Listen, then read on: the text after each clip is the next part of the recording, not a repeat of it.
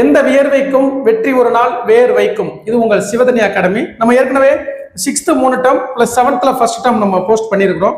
இப்போ இது 7th second டேர்ம்ல இருந்து மட்டும் 141 கொஸ்டின் கொடுத்துருக்கிறோம். இதை தாண்டி இதுக்குள்ள கேள்வி வர்றதுக்கு வாய்ப்பே இல்லை. ஏற்கனவே உங்களுக்கு தெரியும், நம்ம அப்படிதான் கொடுத்துக்கிட்டு இருக்கிறோம். தொடர்ச்சியா பாருங்க.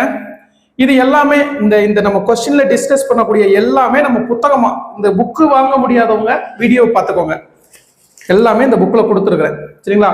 இந்த புக்கு வேணுன்றவங்க ஏற்கனவே சொன்னேன், இந்த ஸ்கிரீன்ல இருக்கக்கூடிய நம்பருக்கு கால் பண்ணுங்க.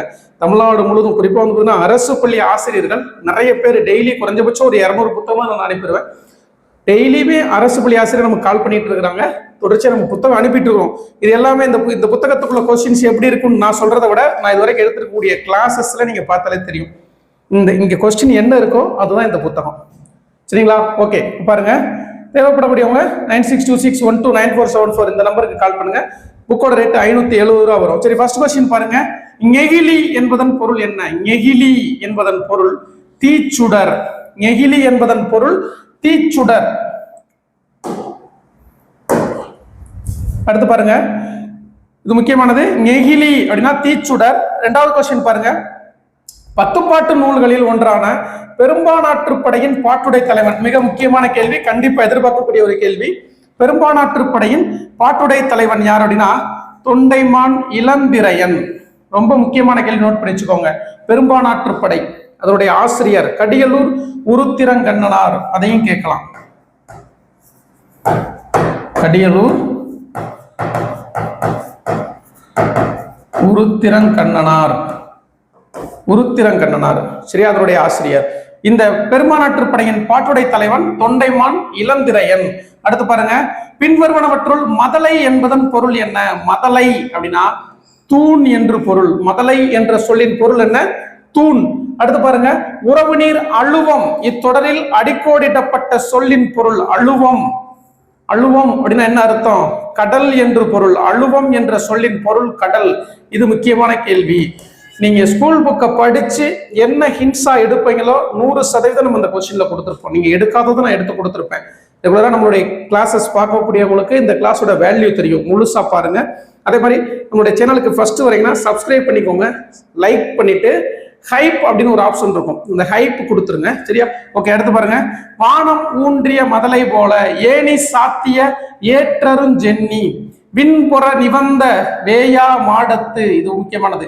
விண்புற நிவந்த வேயா மாடத்து இரவில் மாட்டிய இளஞ்சுடர் நெகிழி உறவு நீர் அழுவத்து ஓடும் களம் கரையும் துறை அப்படின்னு சொல்றாங்க. இந்த பாடல் வரி எந்த நூல்ல இடம்பெற்றுச்சு அப்படின்னா பெரும்பானாற்றுப்படை. பெரும்பானாற்றுப்படை இப்ப நம்ம பார்த்தோம் இல்லையா, கடியலூர் உருத்திரங்கண்ணனாருடைய பாடல். அந்த பாடல் வரி அப்படியே கொடுத்துட்டோம். என்ன பாடல் வரி? வானம் ஊன்றிய மதலை போல ஏனி சாத்திய ஏற்றருஞ்சென்னி விண்புற நிவந்த வேயா மாடத்து இரவில் மாட்டிய இளஞ்சுடர் நெகிழி உறவு நீர் அழுவத்து ஓடு களம் கரையும் துறை. ஓடு களம் கரையும் துறை என்ற பாடல் வரிகள் இடம்பெற்ற நூல் பெரும்பானாற்றுப்படை, சரிங்களா? என்னுடைய ஆசிரியர் கடியலூர் உருத்திரங்கண்ணனார். ஸ்கூல் புக்கை நீங்க பார்க்க வேண்டிய அவசியமே இருக்காது. ஒருவேளை ஸ்கூல் புக்கை பார்த்துட்டீங்கன்னா இதை வச்சு நீங்க ரிவைஸ் பண்ணிக்கோங்க. அடுத்து பாருங்க. சென்னி என்பதன் பொருள். சென்னி அப்படின்னா உச்சி. இங்க பார்த்தோம் இல்லையா, சென்னி. ஏற்றருஞ்சென்னி விண்புற நிவந்த. அப்ப இந்த சென்னி என்பதன் பொருள் உச்சி. அடுத்து பாருங்க. கடலில் துறை அறியாமல் கலங்குவன. கடலில் துறை அறியாமல் கலங்குவன என்று கடியலூர் உருத்திரங்கண்ணனார் எதனை குறிப்பிடுகிறார் அப்படின்னா மரக்கலங்கள். அடுத்தது வேயா மாடம் என்பதன் பொருள். வேயா மாடம் அப்படின்னா என்னது? வேயா மாடம் என்பதன் பொருள் என்னன்னு கேட்கிறாங்க, சரிங்களா? சாந்தினால் ஆனது, அதாவது சாந்தினால் ஆன வைக்கோல் போன்றவற்றால் செய்யப்படாத ஒரு கூரை, அதுதான் வேயா மாடம். அப்ப சாந்தால் பூசப்பட்டது அப்படின்னு அர்த்தம். அடுத்து பாருங்க. உலகு கிளர்ந்தன்ன உருகெழு வங்கம். மிக மிக முக்கியமான கேள்வி, 7th இருக்கு. இந்த கேள்வி எதிர்பார்க்கலாம். உலகு கிளர்ந்தன்ன உருகெழு வங்கம் புலவுத்திரை பெருங்கடல் நீர் இடை போட என்று பாடியவர். உலகு கிளர்ந்தன்ன உருகெழு வங்கம் புலவுத்திரை பெருங்கடல் நீர் இடை போட என்று பாடியவர் யார்? சரியான விடை மருதன் இள நாகனார். மருதன் இள நாகனார், சரிங்களா? உலகு கிளர்ந்தன்ன, இதான் கேள்வி. உலகு கிளர்ந்தன உருகெழு வங்கம், உலகு கிளர்ந்தன உருகெழு வங்கம், இதுதான் கேள்வி என்று பாடியவர் யார் அப்படின்னா மருதன் இள நாகனார்.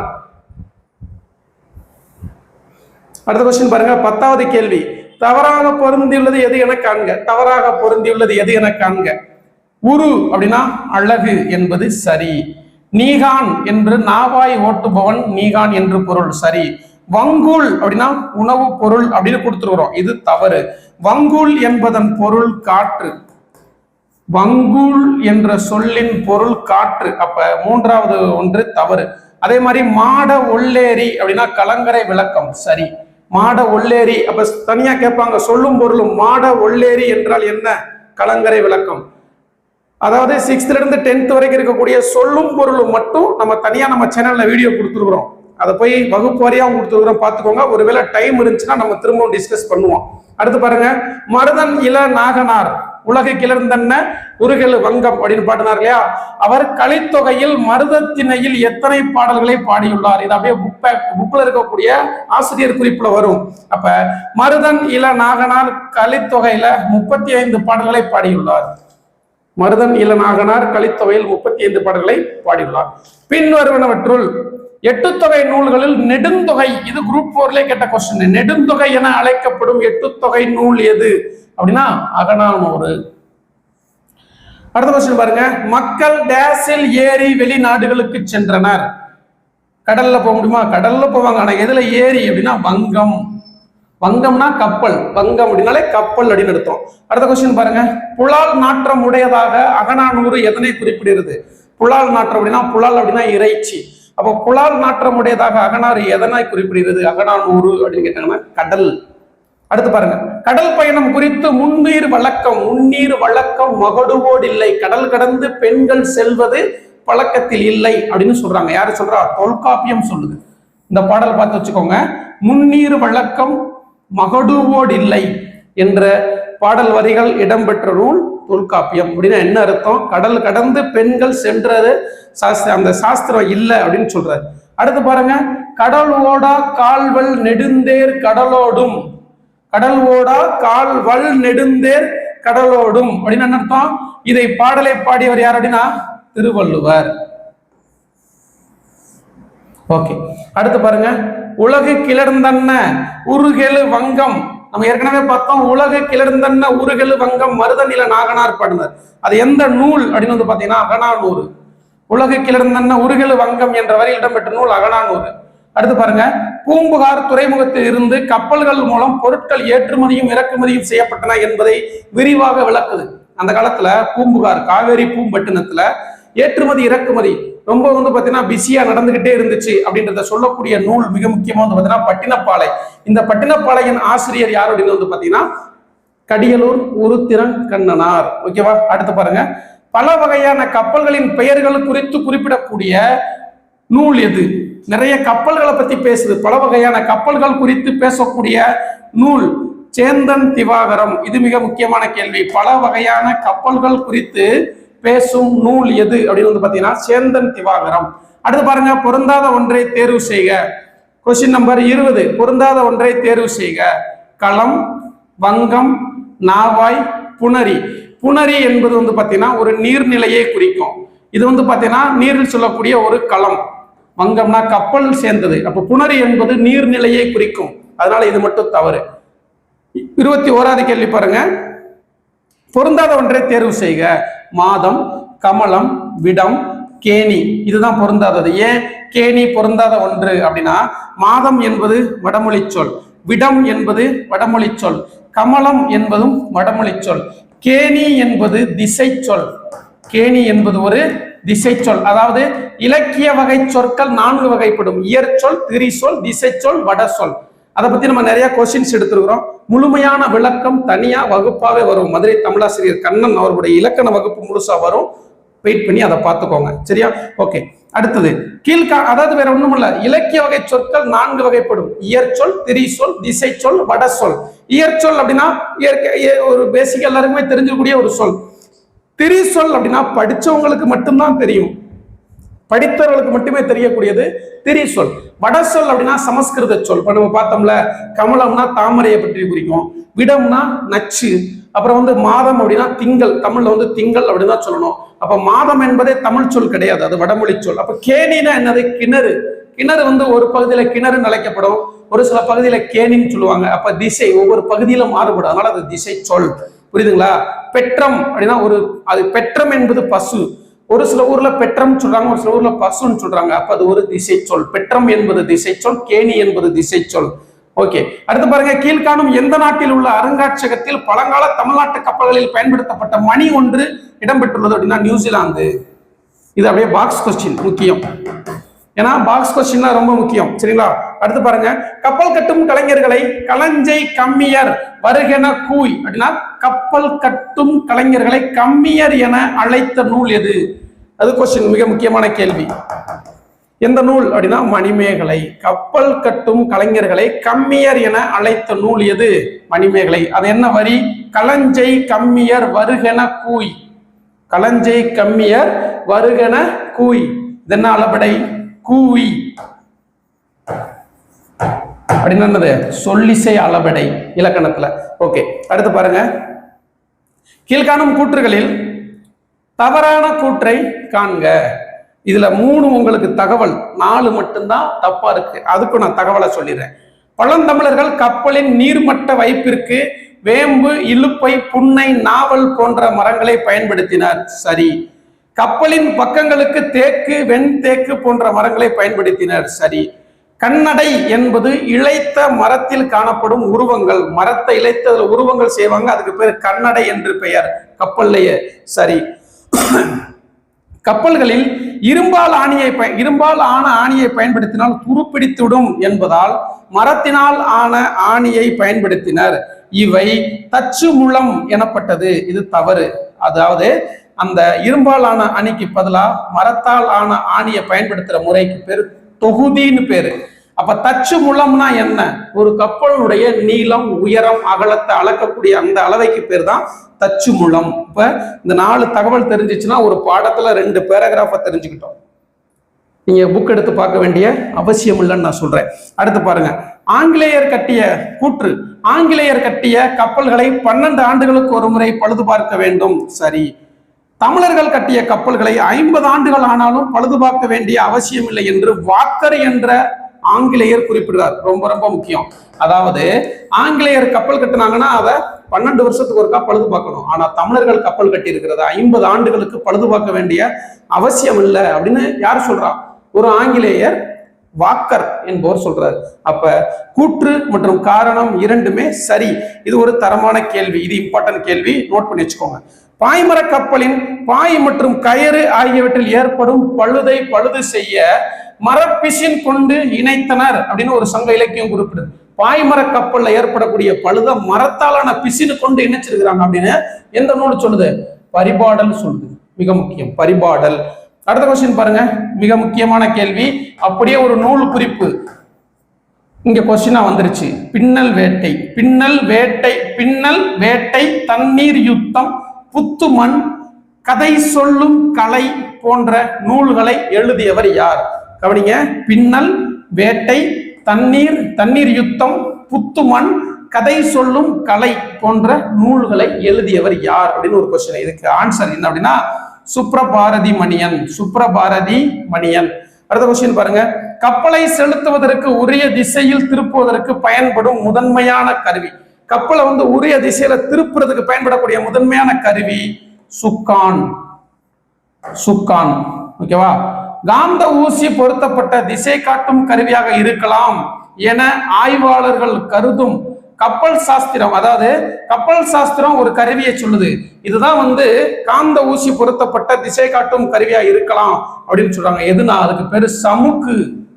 ஆய்வாளர்களால் காந்த ஊசி பொருத்தப்பட்ட திசை காட்டும் கருவியாக ஒரு யோசிக்கக்கூடிய ஒரு முடிவுக்கு வரக்கூடிய பொருள் எதுனா சமுக்கு அப்படின்ற ஒரு பொருள்.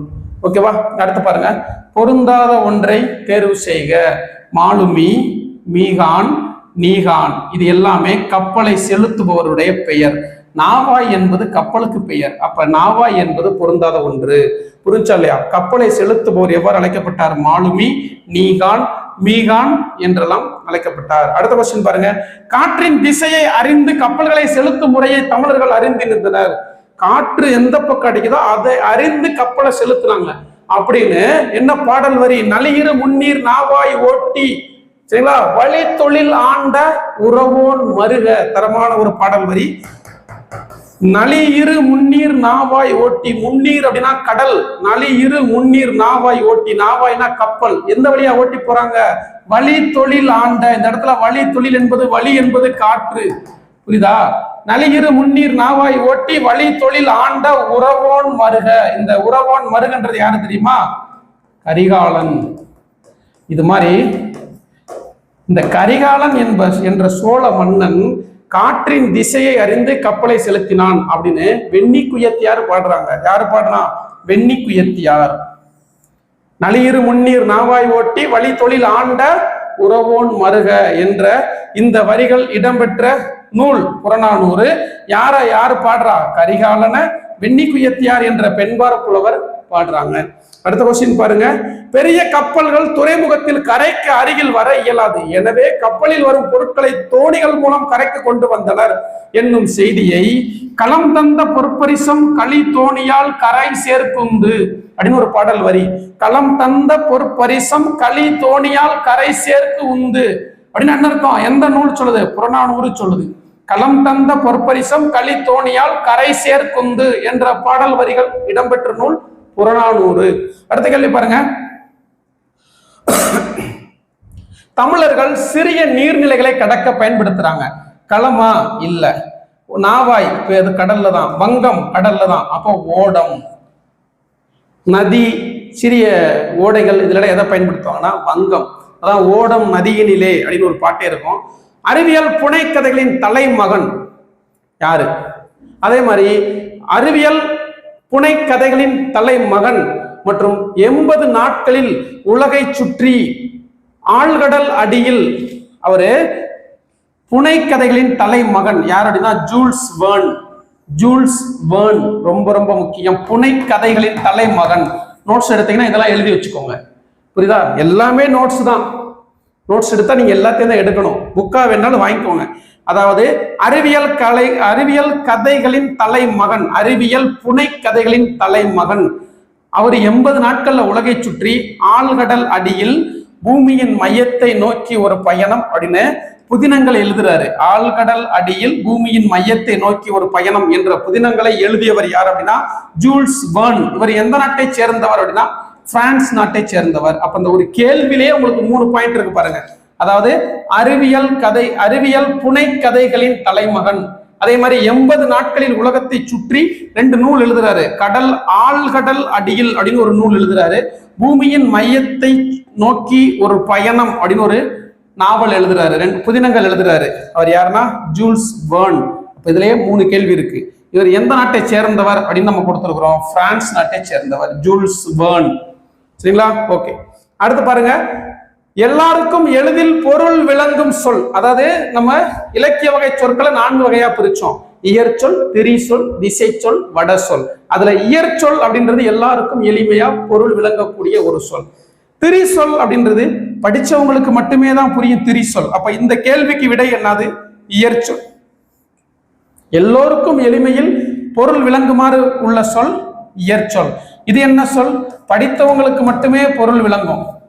இது வட சொல் அப்படின்னு நம்ம பார்த்தோம். மாதம், கமலம், விஷம் அப்படின்லாம் பார்த்தோம். திசை சொல் அப்படின்றது ஒவ்வொரு பகுதிகளில் ஒரு பேச்சு வழக்குல சொல்லுவாங்க. அதான் சொன்னோம். பெற்றம் அப்படின்னா பசு. அதே மாதிரி இன்னொன்னு பார்த்தோம். பெற்றம், கேணி, கிணறு சொல்லி பார்த்தோம். அவ்வளவுதான். பொருள் தரும், பல பொருள் தரும் ஒரு சொல் அப்படின்னு எந்த இலக்கிய வகை சொல்ல சொல்றாங்கன்னா திரிசொல். பல பொருள் தரும் ஒரு சொல், அதனால திரிசொல். ஒரே ஒரு சொல் பல பொருள் தரும். அடுத்தது தவறான ஒன்றை தேர்வு செய்க. அழுவம், வங்கம், பெயர், திரிசொல். சரி. இயம்பினான், பயின்றான் அப்படின்றது வினை திரிசொல். அதாவது அழுவம்னா கப்பல், வங்கம்னாலும் கப்பல். அப்ப அது திரிசொல்லை. அழுவம்னாலும் வங்கம்னாலும் படிச்சவங்களுக்கு மட்டும்தான் தெரியும், அதனால அது திரிசொல். இது பெயர், அதனால பெயர் திரிசொல். அதே மாதிரி இயம்பினான், பயின்றான் படிக்காத ஒருத்தவங்கிட்ட போய் அவன் இயம்பினான் அப்படி சொன்னா புரியுமா? படிச்சான் அப்படி சொன்னாதான் புரியும். அப்ப இயம்பினான், பயின்றான் என்று படித்தவர்களுக்கு மட்டும் புரியக்கூடிய இது ஒரு வினை. இயம்பு, பயில் அப்படின்றது ஒரு வினை. அப்ப இது வந்து வினை திரி சொல். அடுத்து பாருங்க, கூர் களி என்பது சால தவ நனி கூர் களி என்பது வினை உரி திரி சொல், உரி திரி சொல். அதே மாதிரி பாருங்க, அவனை அவனால் அப்படின்னு இருக்கா, இது இடை திரி சொல்லா அப்படின்னா கிடையாது. அன்ன மான அன்ன கடுப்ப அதான் இடை திரி சொல். மான அன்ன இதுதான் இடை திரி சொல்லுக்கு எடுத்துக்காட்டு. ஓகேவா? சரி, அடுத்த கொஸ்டின் பாருங்க. பொருந்தாத ஒன்றை தெரிவு செய்க. வங்கம், அழுவம், சாற்றினான், பெற்றம். அப்ப வங்கம் என்பது படிச்சவங்களுக்கு மட்டும்தான் தெரியும், திரிசொல். அழுவம் அப்படின்றதும் படிச்சவங்களுக்கு மட்டும்தான் தெரியும், இது திரிசொல். சாற்றினான் அப்படின்றது படிச்சவங்களுக்கு மட்டும்தான் தெரியும், திரிசொல். பெற்றம் என்பது என்ன சொல்? திசை சொல். அப்ப இதுதான் பொருந்தாத ஒன்று, திசை சொல். இதுதான் என்னது? பொருந்தாத ஒன்று. அடுத்து பாருங்க, மிக மிக முக்கியமான ஒரு கேள்வி. அப்படியே ஒரு நூல் குறிப்பவே இங்க கொண்டு வந்துட்டோம். வள்ளுவர் உள்ளம், வள்ளுவர் காட்டிய வழி, திருக்குறளில் நகைச்சுவை, உலக பொதுமறை, திருக்குறள் உரை, விளக்கம், சிந்தனை களஞ்சியம் போன்ற நூல்களின் ஆசிரியர் யார் அப்படின்னா திருக்குறளார் வி முனுசாமி. இவரை வந்து எப்படி சொல்லுவாங்கன்னா, இவருக்கு புனைப்பெயர் திருக்குறளார் அப்படின்னு சொல்லுவாங்க. திருக்குறளார், திருக்குறளார் வி முனுசாமி. சரிங்களா? திருக்குறளார் வி முனுசாமி. இவர் தான் திருக்குறளுக்கு முதன்முதலில் மாநாடு நடத்தியவர். சரியா? ஓகே, அடுத்து பாருங்க. பள்ளித்தலம் அனைத்தும் கோயில் செய்குவோம், வெள்ளி பனிமலையின் மீதுலாகவும் இந்த மேலை கடல் முழுதும் கப்பல் விடுவோம், பள்ளித்தலம் அனைத்தும் கோயில் செய்குவோம், எங்கள் பாரத தேசம் என்னும் தோல் கொட்டுவோம் என்று பாடியவர் யார் அப்படின்னா பாரதியார். பள்ளித்தலம் அனைத்தும் கோயில் செய்குவோம் என்று பாடியவர் பாரதியார். மிக முக்கியமான கேள்வி. அடுத்த கேள்வி பாருங்க. கனவு என்னும் இலக்கிய இதழை நடத்துபவர், கனவு என்னும் இலக்கிய இதழை நடத்துபவர் சுப்ரபாரதி மணியன். கனவு என்னும் இலக்கிய இதழை நடத்துபவர் யாரு? சுப்ரபாரதி மணியன். கப்பலின் முதன்மையான உறுப்பாகிய அடிமரம் எது? அடிமரம் அப்படின்னா எரா. மரா எரா அப்படின்னு வச்சுக்கோங்க. அடிமரம் எவ்வாறு அழைக்கப்படுகிறது? எரா. அடிமரம் எரா என்று அழைக்கப்படுகிறது. 43வது கேள்வி.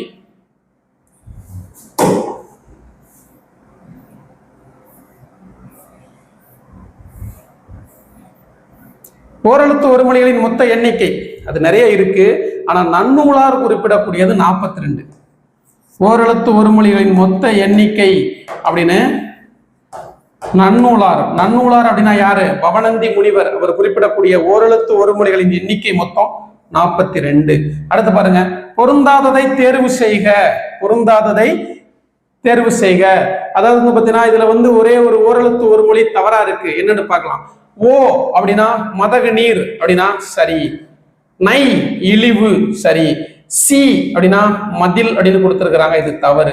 நே அப்படின்னா அன்பு சரி. சி அப்படின்னா இகழ்ச்சி அப்படின்னு பொருள். சி என்ற சொல்லின் பொருள் இகழ்ச்சி. ஓகே, அதான். அடுத்து பாருங்க, யா என்ற ஓரெழுத்து ஒரு மொழியின் பொருள் யா, அகலம். இது முக்கியம். ஓரெழுத்து ஒரு மொழி 42மே நம்ம அந்த கொஸ்டினை டிஸ்கஸ் பண்ணியிருப்போம். தனியா இலக்கண வகுப்புல ஓரெழுத்து ஒரு மொழிகள் எல்லாத்தையும் நம்ம பேசுவோம். சோ என்ற ஓரெழுத்து ஒரு மொழியின் பொருள் மதில். சோ அப்படின்னா மதில்.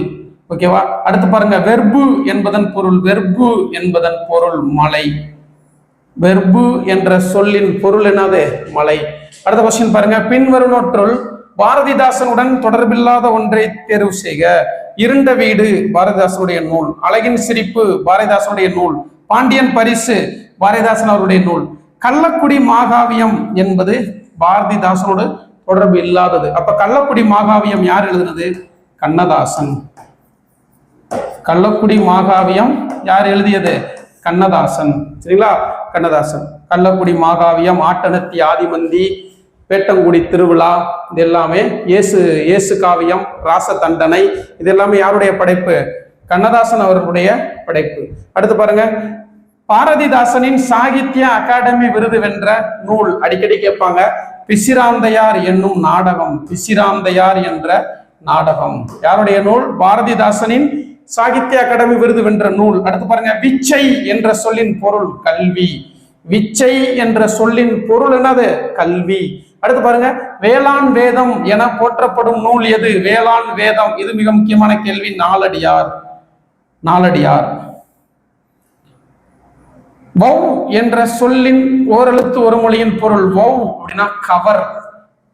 வௌன்னு கடிச்சு நாய் என்னத்தையே கவர்ந்து இழுத்துட்டு போயிரு அப்படின்னு வச்சுக்கோங்க. வௌ அப்படின்னா கவர், கவர்தல் என்று பொருள். நை என்ற சொல்லின் பொருள். நை அப்படின்னா இழிவு. நை என்ற சொல்லின் பொருள் இழிவு. அடுத்த தரமான ஒரு கேள்வி. மண்வாசல் மிக முக்கியம். இது நூல் குறிப்புல வரும். மண்வாசல், வெள்ளை ரோஜா, பெய்து பழகிய மேகம். திரும்ப பாருங்க. மண் வாசல், வெள்ளை ரோஜா, பெய்து பழகிய மேகம் ஆகிய கவிதை நூல்களை எழுதியவர் தேனரசன். மண்வாசல், வெள்ளை ரோஜா, பெய்து பழகிய மேகம் என்ற கவிதை நூல்களின் ஆசிரியர் யாரு? தேனரசன். Question number 55. மேகம் மழை பொழிவது போல கவிதைகளை விரைந்து பாடியதால், அதாவது மேகம் எப்படி மழை பொழிதோ அது மாதிரி கவிதைகளை விரைந்து பாடியதால் அவர் காலமேக புலவர் என்று அழைக்கப்பட்டார். ஆனா காலமேக புலவருடைய இயற்பெயர் என்ன? இது குரூப் 4 எல்லாம் ஒரு தடவை கேட்டாங்க. மிக முக்கியமான கேள்வி. காலமேக புலவருடைய இயற்பெயர் வரதன். காலமேக புலவருடைய இயற்பெயர் என்ன? வரதன். அடுத்து பாருங்க. பின்வருவனவற்றுள் காலமேக புலவர் எழுதிடாத நூல். திருவானைக்கா உலா. எஸ், அவர் எழுதுனதுதான். பிரம்ம விளக்கம் காலமேக புலவருடைய ஒரு நூல் தான். அடுத்து சித்திர மடல் காலமேக புலவர் தான். அப்ப சரஸ்வதி அந்தாதி யார் எழுதுனது அப்படின்னு நீங்களே சொல்லுங்க. சரஸ்வதி அந்தாதி யார் எழுதுனது? கம்பர் எழுதுனது. சரஸ்வதி அந்தாதி என்ற நூலின் ஆசிரியர் யாரு? கம்பர். சரஸ்வதி அந்தாதி, ஏர் எழுவது, சிலை எழுவது, திருக்கை வழக்கம் இதெல்லாம் படிச்சிருக்கிறோம். அப்ப சரஸ்வதி அந்தாதி யாருடையது? கம்பர். ஓகே, அடுத்து பாருங்க. ஏற பரியாகுமே என்னும் தொடரில் பரி என்பதன் பொருள். ஏற பரியாகுமே. பரி என்பதன் பொருள் பரி. ஏற பரியாகுமே. பரி அப்படின்னா குதிரை. பரி என்ற சொல்லின் பொருள் குதிரை. அடுத்து பாருங்க. சித்தன்ன வாசல் ஓவியம் அமைந்துள்ள மாவட்டம். சித்தன்ன வாசலின் ஓவியமே சிந்தைக்குள் ஊறிய காவியமே அப்படின்னு பாட்டு இல்லையா? அது மாதிரி சித்தன்ன வாசல் ஓவியம் என்ற இந்த வரிகள் கிடையாது. சித்தன்ன வாசல் ஓவியம் எந்த மாவட்டத்துல இருக்கு அப்படின்னா புதுக்கோட்டை மாவட்டத்துல இருக்கு. சித்தன்ன வாசலின் ஓவியமே சிந்தைக்குள் ஊறிய காவியமே. ஓவிய மண்டபத்தில் பல வகை ஓவியங்கள் வரையப்பட்டிருந்தன. ஓவியங்கள் குறித்து அறிந்ததோர் அறியாதவர்களுக்கும் விளக்கி கூறினார் என்ற செய்தியை, அதாவது ஓவிய மண்டபத்துல பல வகை ஓவியங்கள் வரையப்பட்டிருந்தன, ஓவியங்களை குறித்து தெரிஞ்சவங்க தெரியாதவங்களுக்கு எடுத்து சொல்றாங்கல்ல, அது அந்த செய்தியை இன்னும் பல எழுத்து நிலை மண்டபம் தன்னுணர் சுட்டவும் சுட்டு அறிவுறுத்தவும். இந்த ஓவியத்தை பத்தி தெரிஞ்சவங்க மற்றவங்களுக்கு எப்படி சொல்லி கொடுத்துருக்காங்க அப்படின்ற இந்த பாடல் வரி சொல்லுது. இன்னும் பல எழுத்து நிலை மண்டபம். எழுத்து நிலை மண்டபம்னா ஓவிய மண்டபம், ஓவிய மாடம். தன்னுணர் சுட்டவும் சுட்டு அறிவுறுத்தவும் என்ற பாடல் வரிகள் இடம்பெற்ற நூல் எது அப்படின்னு பார்த்தீங்கன்னா பரிபாடல். இன்னும் பல எழுத்து நிலை மண்டபம் தன்னுணர் சுட்டவும் சுட்டு அறிவுறுத்தவும் என்ற வரிகள் இடம்பெற்ற நூல் பரிபாடல். புனையா ஓவியம் என்பதை பற்றி, புனையா ஓவியம் கடுப்ப புனைவில் என்று எந்த நூல்ல இடம்பெற்றிருக்கு? புனையா ஓவியத்தை பத்தி ஒரு பாடல் வரி இருக்கு. புனையா ஓவியம் கடுப்ப புனைவில் என்று எந்த நூல் சொல்லுது அப்படின்னா நெடுநல் வாடை. நெடுநல் வாடை 10 பாட்டு நூல்களில் ஒன்று நெடுநல் வாடை. அந்த நெடுநல் வாடை என்ன சொல்லுது? புனையா ஓவியத்தை பற்றி புனையா ஓவியம் கடுப்ப புனைவில் என்று சொல்லுது. இது முக்கியமான கேள்வி. அடுத்த கொஸ்டின் பாருங்க. அருங்கலம் தரியர் நீர் மிசை நிவக்கும் பெருங்கலி வங்கம். பெருங்கலி வங்கம். அருங்கலம் தரியர், தரியர் என்பது சொல்லிசை அளபடை. அருங்கலம் தரியர் நீர்மிசை நிவக்கும் பெருங்கலி வங்கம். பெருங்கலி வங்கம் என்ற வரிகள் இடம்பெற்ற நூல் எது அப்படின்னா பதிற்று 10. பெருங்கலி வங்கம் என்ற வரிகள் இடம்பெற்ற நூல் எது? பதிற்று 10. அடுத்து பாருங்க. கல்வி இல்லாத நாடு டேஸ் இல்லாத வீடு அப்படின்னு சொல்றாங்க. விளக்கு இல்லாத வீடு. கல்வி இல்லாத நாடு, விளக்கு இல்லாத வீடு. அடுத்த கொஸ்டின் 63வது கேள்வி.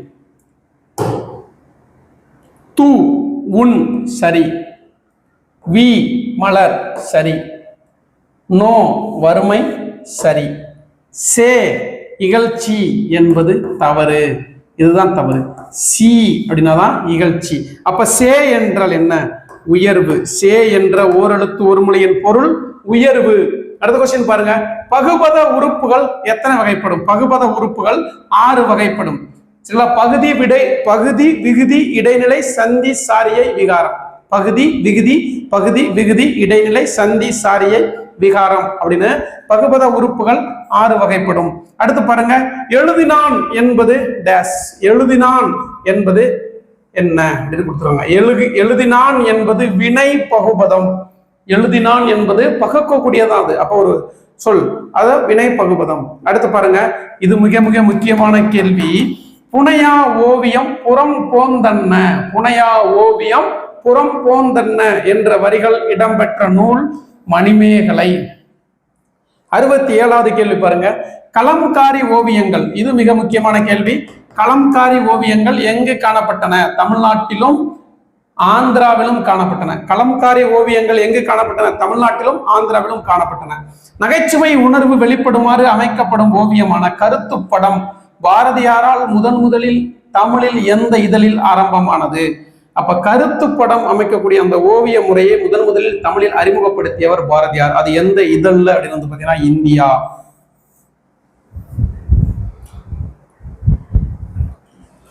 அதே மாதிரி முழுக்க கருத்து படத்திலேயே ஒரு இதழ் நடத்தணும் அப்படின்னு பாரதியார் விரும்பினாரு. 12th புக்ல இருக்கு. ஆனா அது நடைபெறல. அவர் விரும்பி அந்த இதழுக்கு பேரு சித்ராவளி. முழுக்க கருத்து படங்கள்லயே ஒரு இதழ் வெளியிடணும்னு கனவு கண்டாரு. அந்த இதழுக்கு பேரு சித்ராவளி. ஆனா அது நிறைவேறல. அடுத்து பாருங்க, தவறாக பொருந்தியுள்ளதை தேர்வு செய்க. ஊவேசா நூலகம் 1902 இருக்கு. கீழ்த்திசை நூலகம் 1869, கன்னிமாரா நூலகம் 1896, திருவள்ளுவர் சிலை திறப்பு 2000 கன்னியாகுமரியில. அப்ப இது சரி. திருவள்ளுவர் சிலை திறப்பு 2000 சரி. கன்னிமாரா நூலகம் 1896 சரி. கீழ்த்திசை நூலகம் 1869 சரி. ஊவேசா நூலகம் 1902 என்பது தவறு. 1942 என்பது சரி. ஓகே, அடுத்த கொஸ்டின் பாருங்க. பூம்புகார் கடற்கரையில் சிற்ப கலைக்கூடம் ஏற்படுத்தப்பட்ட ஆண்டு 1973. பூம்புகார் கடற்கரையில் சிற்ப கலைக்கூடம் ஏற்படுத்தப்பட்ட ஆண்டு 1973. பண்டை தமிழர்கள் மரங்களையும் பலகைகளையும் ஒன்றோடு ஒன்று இணைக்கும் போது அவற்றுக்கு இடையே தேங்காய் நார், பஞ்சு ஆகியவற்றில் ஒன்றை வைத்து நன்றாக இறுக்கி ஆணிகளை அரைந்தனர். சுண்ணாம்பையும் சணலையும் கலந்து அரைத்து அதில் எண்ணெய் கலந்து கப்பலின் அடிப்பகுதியில் பூசினர். இதனால் கப்பல்கள் பழுதடையாமல் நெடுங்கால இருந்துச்சு அப்படின்னு தமிழர்களுடைய கப்பல் கட்டும் கலையை வியந்து பாராட்டியவர் யார் அப்படின்னா இத்தாலிய நாட்டு பயணி மார்க்கோ போலோ. மிக மிக முக்கியமான ஒரு கேள்வி. இது ஒரு பாக்ஸ் கொஸ்டின், அப்படியே கேட்பாங்க. சரிங்களா? தமிழர்களுடைய கப்பல் கட்டும் கலையை இது மாதிரிலாம் பண்ணாங்கன்னு வியந்து சொன்னவர் யாருன்னா இத்தாலிய நாட்டு பயணி மார்க்கோ போலோ. அடுத்து பாருங்க, ஊ என்ற ஓரெழுத்து ஒரு மொழியின் பொருள் இறைச்சி. ஊ என்ற ஓரெழுத்து ஒரு மொழியின் பொருள் இறைச்சி. அடுத்து பாருங்க, பெண்களுக்கு நிகராக பாரதிதாசன் எதை குறிப்பிடுகிறார்? மயில். அடுத்தது கொஸ்டின் நம்பர் 74. ஐ என்ற ஓரெழுத்து ஒரு மொழி சொல்லின் பொருள் தலைவன். அடுத்தது தா என்ற ஓரெழுத்து ஒரு மொழி சொல்லின் பொருள் தா அப்படின்னா கொடு. ஓகே, அடுத்து பாருங்க, மிக மிக முக்கியமானது. ஒவ்வொரு படித்தவர்கள், இப்ப ஒரு ஆசிரியர், நம்ம எல்லாருமே ஆசிரியர். இப்ப இந்த டெட் எக்ஸாமுக்கு படிக்கிறவங்க தான் 99% இந்த வீடியோ பார்த்துட்டு இருக்கிறோம். ஒரு ஆசிரியர் அப்படின்றவங்களுக்கு என்ன பொருந்தக்கூடிய ஒரு பாடல் தான். குறிப்பா எனக்குலாம் அது பொருந்தும். நான் ஒரு சயின்ஸ் டீச்சர் தான். எல்லாரும் தமிழ் ஆசிரியர் அப்படின்னு நினைச்சிட்டு இருக்கிறீங்க. கால் பண்ணும்பொழுது ஐயா வணக்கம் ஐயா அப்படின்றீங்க. நான் ஒரு சயின்ஸ் டீச்சர் தான், சுவாலஜி மேஜர். நானும் டெட் பேப்பர் 1 and 2 பாஸ் பண்ணியிருக்கிறேன். இப்போ நான் இந்த பாடத்தை இது வரைக்கும் கிட்டத்தட்ட 700 கொஸ்டின் நான் வாசிச்சு கொடுத்துருக்கிறேன். இப்போ நான் கொடுத்தனால எனக்கு என்னுடைய அறிவு குறைஞ்சிருமா அப்படின்னா கண்டிப்பா குறையாது. எனக்கு வளரத்தான் செய்யும். இன்னும் 2 இடத்துல போய் நடத்த எனக்கு வளர்ந்துகிட்டே தான் இருக்கும். இந்த பாடலை நான் குறைஞ்சது ஒரு 50 தடவையாவது நான் உச்சரிச்சிருப்பேன் குறைஞ்சபட்சம். வெள்ளத்தால் அழியாது, வெந்தனலால் வேகாது, வேந்தராலும் கொள்ளத்தான் இயலாது, கொடுத்தாலும் நிறைவே ஒழிய குறையாது. சரிங்களா? கள்ளர்க்கோ பயமில்லை, காவலுக்கு மிக எளிது, உள்ள பொருள் இருக்க புறத்தே ஒரு பொருள் தேடி உளர்கின்றே. உள்ளத்திலேயே பொருள் இருக்கிறப்ப ஏன் புறத்தே பொருள் தேடி உளர்கிறீர்கள்? எந்த பொருள் அது? கல்வி. புரியுதா இல்லையா?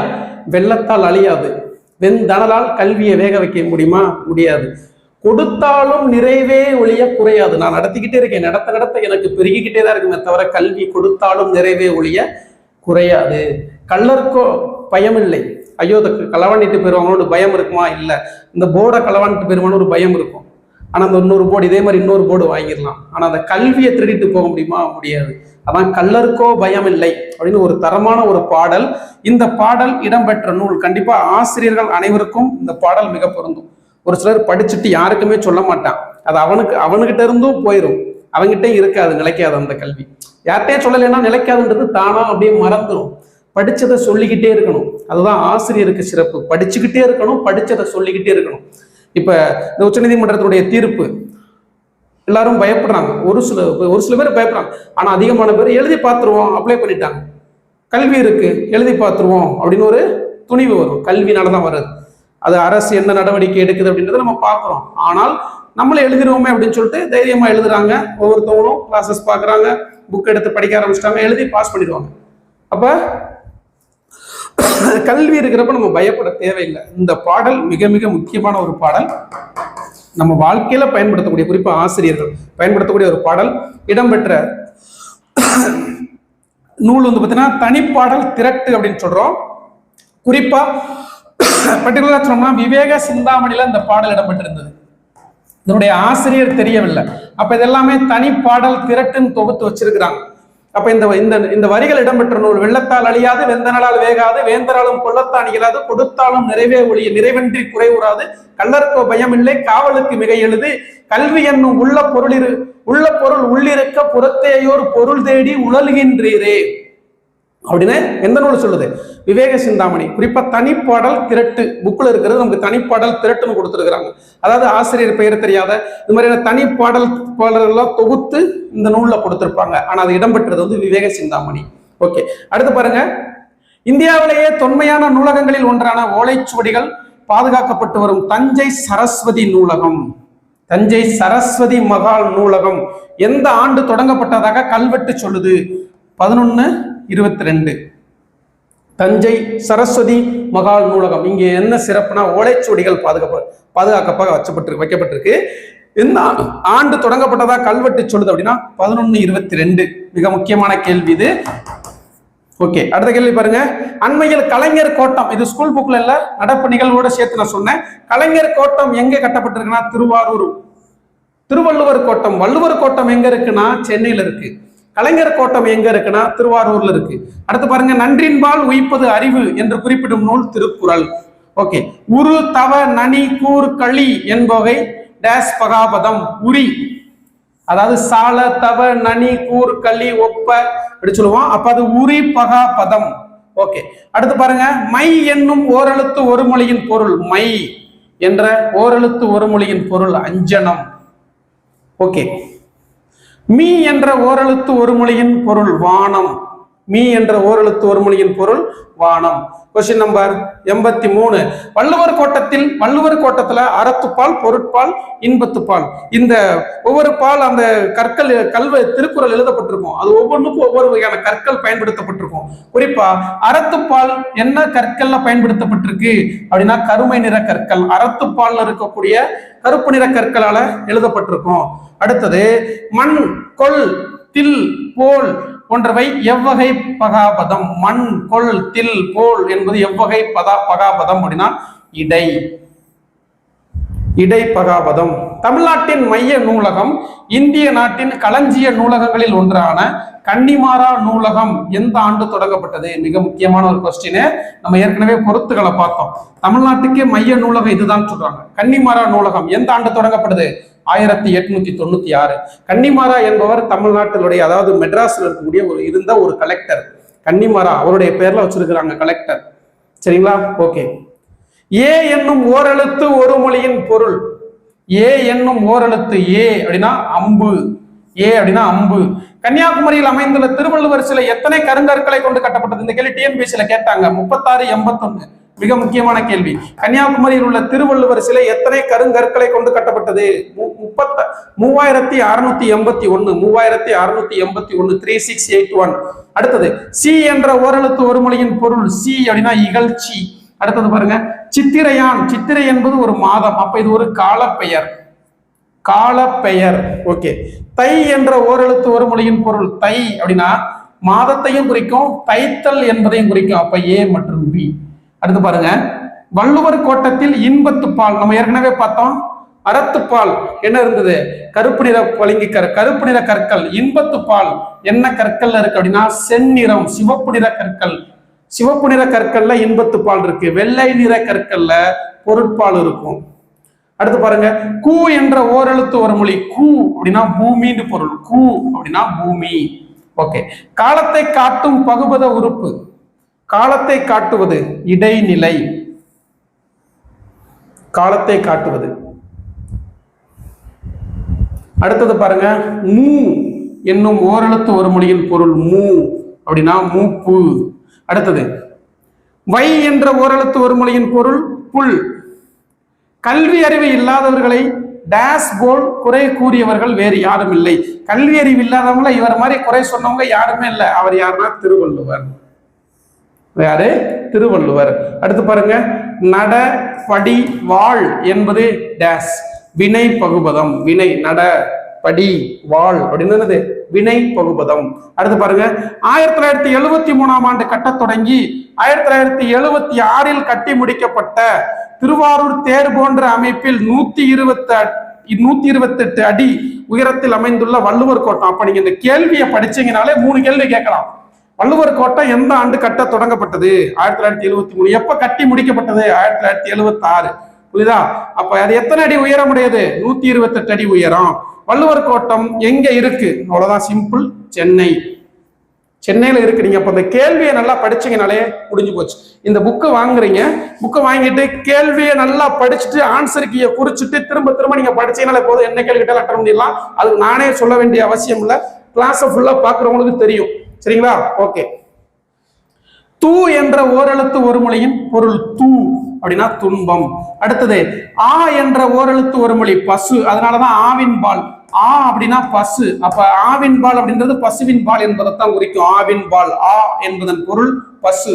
அடுத்தது, பெயர் பகுபதம் எத்தனை வகைப்படும்? பெயர் பகுபதம் 6 வகைப்படும். சரிங்களா? ஓகே. அடுத்தது, வள்ளுவர் கோட்டத்தில் பொருட்பால் என்ன நிற பளிங்கு கல்லில் கட்டப்பட்டுள்ளது? வெண்ணிறம். அப்பதான் நம்ம சொல்லிட்டோம், பொருட்பால் வெண்ணிற கற்கள். அடுத்தது, கா என்ற ஓரெழுத்து ஒரு மொழியின் பொருள். கா அப்படின்னா சோலை. அடுத்தது, மோ என்ற ஓரெழுத்து ஒரு மொழியின் பொருள். மோ என்ற ஓரெழுத்து ஒரு மொழியின் பொருள் அப்படின்னா முகத்தல். முகத்தல் அளவை. மோந்துட்டு வா அப்படின்னு சொல்றோம். தமிழர்ல தண்ணி மோந்துட்டு வா அப்படின்னு இன்னைக்கு இருக்கு. அப்போ மோ அப்படின்னா முகத்தல் அளவை.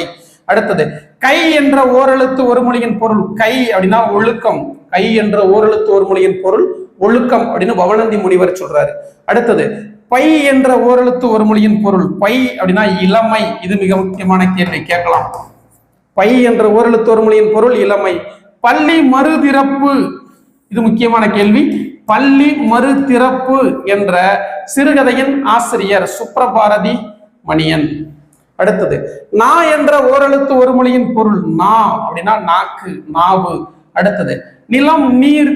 நிலம் நீர் நெருப்பு காற்று என்பவை எவ்வகை பகாபதம்? நிலம் அப்படின்றது நீர் அப்படின்றது, நெருப்பு அப்படின்றது, காற்று என்பது பெயர் பகாபதம். பெயர் பகாபதம். பெயர் குணம் தொழில். சரிங்களா? அதனுடைய அந்த வகைகள் பெயர் குணம் தொழில்.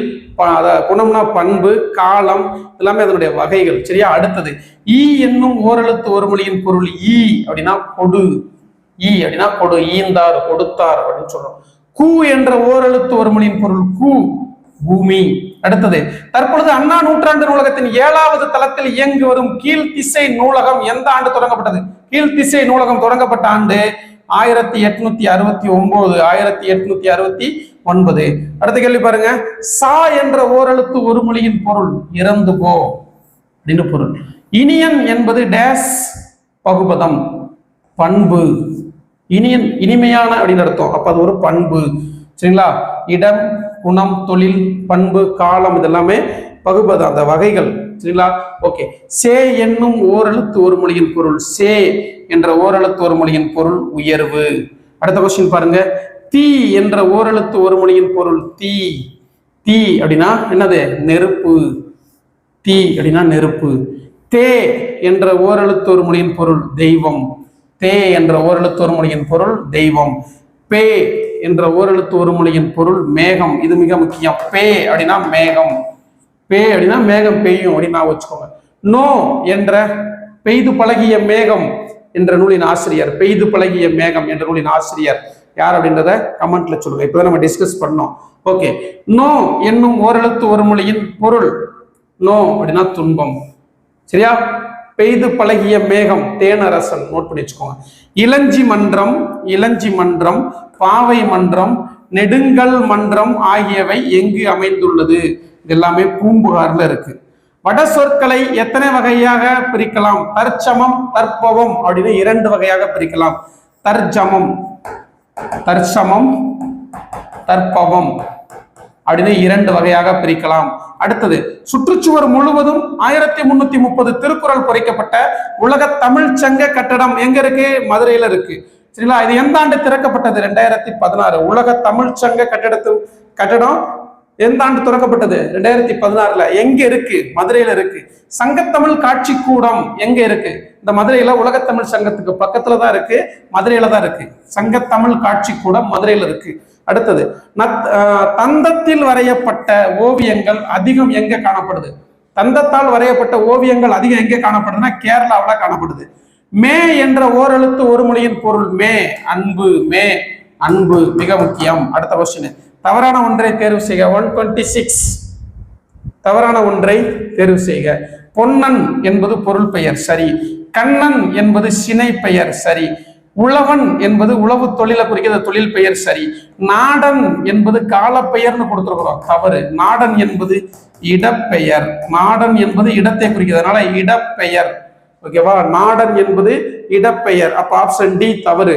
அடுத்தது பாருங்க, சரஸ்வதி மாலை, சரஸ்வதி மாலை என்ற நூலின் ஆசிரியர் காளமேக புலவர். சரஸ்வதி மாலை மிக முக்கியமான கேள்வி, காளமேக புலவர். அடுத்த கொஸ்டின் பாருங்க, ஐரோப்பிய கலை நுணுக்கத்துடன் இந்திய கதை மரபுகளை இணைத்து ஓவியங்களில் புதுமைகளை, ரொம்ப முக்கியமான கேள்வி, 128. அப்படியே பார்த்துட்டு போங்க, நான் சொல்றதை மட்டும்.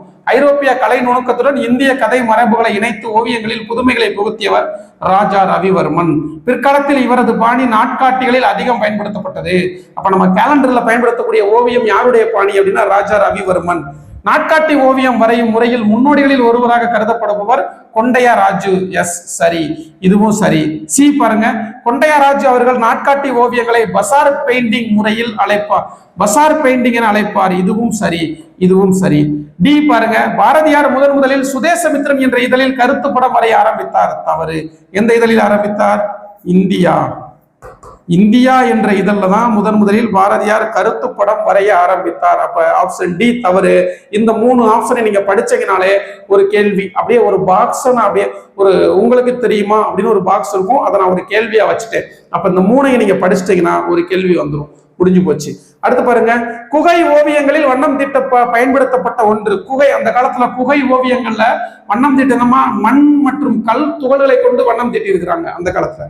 அடுத்தது, வடமொழி என்று நம்ம சொல்றோம்ல, எதை சொல்றோம்னா சமஸ்கிருதத்தை வடமொழின்னு சொல்றோம்.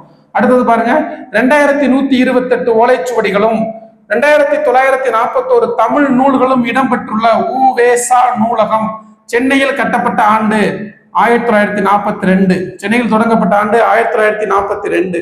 கீழ்காணும் எந்த வருடம் மதுரையில் உலக தமிழ் சங்கம் நிறுவப்பட்டது? உலக தமிழ் சங்கம் மதுரையில நிறுவப்பட்டது 1981. உலக தமிழ் சங்கம் மதுரையில நிறுவியாச்சு.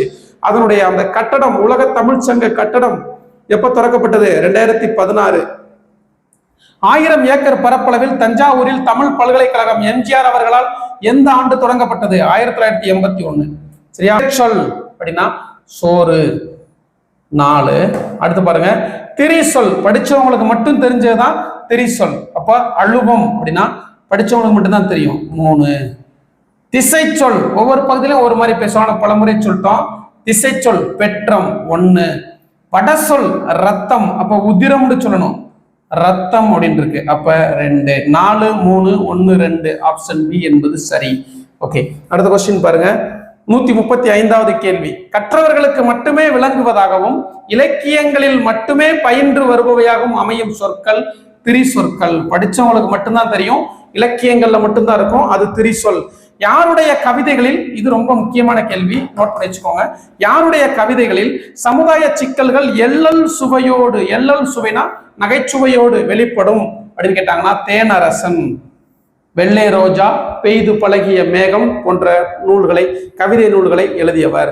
1990ஆம் ஆண்டு தொடங்கப்பட்ட கன்னியாகுமரி திருவள்ளுவர் சிலை எந்த ஆண்டு அன்றைய தமிழக முதலமைச்சர் கலைஞர் அவர்களால் திறந்து வைக்கப்பட்டது அப்படின்னா 2000ஆம் ஆண்டு திறந்து வைக்கப்பட்டது. தமிழ்நாட்டின் கடல் அடி ஆராய்ச்சி மையமான பூம்புகார் நகரில் மருவூர் பாக்கம், பட்டினப்பாக்கம் என்ற பகுதிகள் இருந்ததாக எந்த நூல் சொல்லுதுன்னா சிலப்பதிகாரம் சொல்லுது.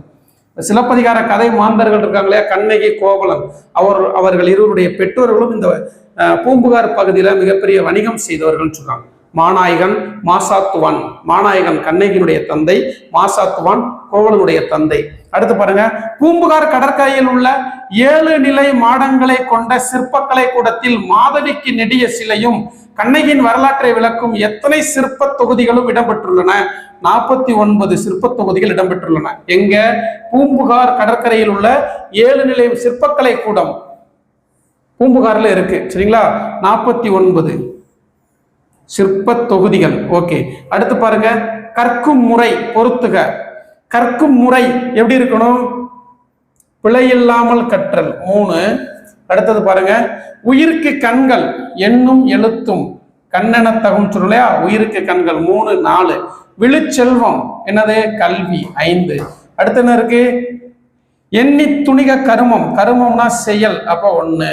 அடுத்த கொஸ்டின் பாருங்க, கரவா கரைந்து உண்ணும் காகம் 2 3 4 5 1 2 இதற்கான விடை.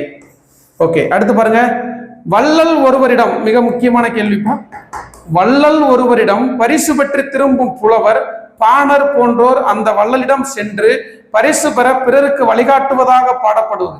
வள்ளல்கிட்ட போய் பரிசு வாங்கிட்டு வந்துட்டு அந்த வள்ளல்கிட்ட போய் அடுத்தவங்க பாடி நீங்க பரிசு வாங்கிக்கலாம் அப்படின்னு சொல்லக்கூடிய பாடக்கூடிய அந்த இலக்கியத்துக்கு பேர் என்ன பேர் அப்படின்னா ஆற்றுப்படை இலக்கியம். ஆற்றுப்படை இலக்கியம். சரிங்களா? அவ்வளவுதான். வெற்றிகரமா நம்ம 141 கேள்விகள் 7th செகண்ட் டேர்ம்ல இருந்து மட்டும் என்ன கேள்வி கேட்டால் இதுக்குள்ள இருக்கும். எக்ஸாம் முடிச்சா நான் ப்ரூஃபோட போடுவேன். எந்த வியர்வைக்கும் வெற்றி ஒரு நாள் வேர் வைக்கும். இது அனைத்துமே நம்ம கிட்ட புத்தகமாவே இருக்கு. புத்தகம் தேவைப்படக்கூடியவங்க இந்த நம்பருக்கு 9626129474 இது வாட்ஸ்அப் நம்பர். இந்த நம்பருக்கு பேசலாம். ஜிபே நம்பரும் இதே தான். புக்கோட ரேட் வந்து 500 + 70 ரூபா courier charge Tamil book. Social book வந்து பார்த்தீங்கன்னா 620 ரூபா வரும் கொரியரோட. தமிழும் சோசியலும் சேர்த்து ஆர்டர் பண்ணீங்கன்னா 1100 ரூபா வரும். சரிங்களா? எந்த வியர்வைக்கும் வெற்றி ஒரு நாள் வேர் வைக்கும். இது உங்கள் சிவதனி அகாடமி. நன்றி, வணக்கம்.